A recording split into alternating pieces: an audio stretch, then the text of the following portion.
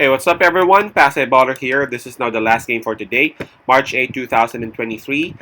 This is the game between Toronto Raptors and Los Angeles Clippers that will happen at around 10 o'clock p.m. Eastern Time. That's going to be 11 o'clock a.m. here in Manila. Again, I'm just inviting everyone who have not subscribed yet to our YouTube account or YouTube channel, Baller. Please click on the subscribe button below. At the same time, hit on that bell logo. That way, automatically, you guys will be receiving notifications whenever new videos are uploaded. And by the way, the spread that is given is minus 2.5, and that's actually given towards the home team, the Los Angeles Clippers. And before we proceed, let's check on the standings and the rankings of both teams, okay? Starting off with Toronto Raptors, they are number 9 in the Eastern Conference with a record of 32 wins and 34 losses. While for Los Angeles Clippers, they are number 8 of the Western Conference with a record of 34-33. You know what? The Clippers can still make it to the top 6 if they can actually pile up those wins. By the way, before we proceed with that, I just want to send my shout outs to two of our subscribers, Leo Roger, for sharing his suggestions and thoughts in our comment session. Also, I just want to send my shout outs to Seer Dunks. I'm not sure if I'm pronouncing it right. Seer Dunks, holla at you, bro. Thank you for the support that you have for this channel. Right, so let's proceed. Los Angeles Clippers, they would have the home court advantage on this. In terms of fatigue, well, both teams are coming off rest in a way, right? Yep, both teams had their rest last night, so that we can just skip that part. In terms of momentum, the Los Angeles Clippers, they're coming off a win, while the Toronto Raptors, they're coming off a loss. So we got to give it to Los Angeles Clippers.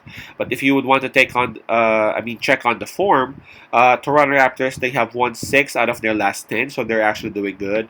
While the Los Angeles Clippers, they actually went through a struggle and they just won lately. That's why their form is showing up as 3-7. They just won 3 games out of their last 10. And let's take a look at the availability of the players and the health of both teams. For the Raptors, Delano Banton is still listed as questionable, while for the Clippers, it's Norman Powell who is out for the game. So we got to give a slight advantage towards Toronto Raptors because we all know how valuable Norman Powell is to the Clippers and to any team that he's been in. That's how good Norman Powell is. Off the bench, he can actually give you double digits on both rebounds and scoring. Not to mention his defense, right? So again, an advantage for Toronto.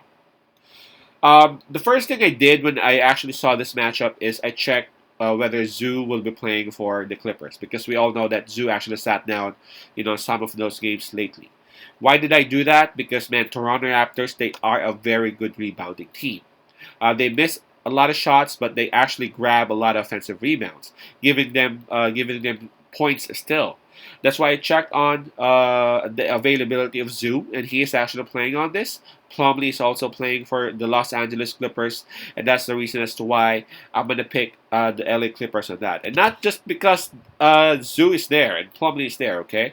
The Los Angeles Clippers, they're coming off a win. That one win may actually spark the talent that Los Angeles Clippers had. They went through a struggle. They bumped into 3-4 losses, but then they finally got that win that they wanted against the Grizzlies. So I'm actually looking at them to actually go back to back in here. The spread is not that much anyway. What was that again? Is it 2.5? Yeah, it's 2.5, so I think that's something that they can actually cover. I trust a lot. I trust Russell Westbrook a lot. I know a lot of people hated him when he was still with Los Angeles Lakers, but he is an effective player. Paul George and Kawhi Leonard for sure would be their usual selves. And again, just like what I said, the Clippers can actually make it through the top 6. So I'm pretty sure that they would actually try to grab this win and they would try to go back to back. So my pick on this one would be the Clips minus 2.5. Again, that's the Clippers minus 2.5. Peace out. Pass I love and God bless.